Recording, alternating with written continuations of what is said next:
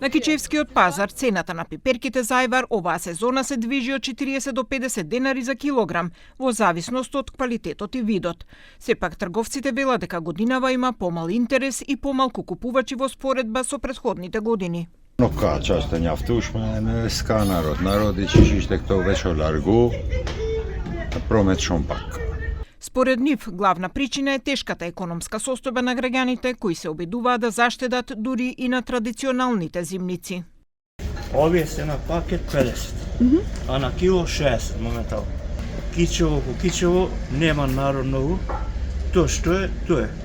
Слабо народ слагат пазар, поќе земат по пилјари, по дуќани, така да пазар само саботите.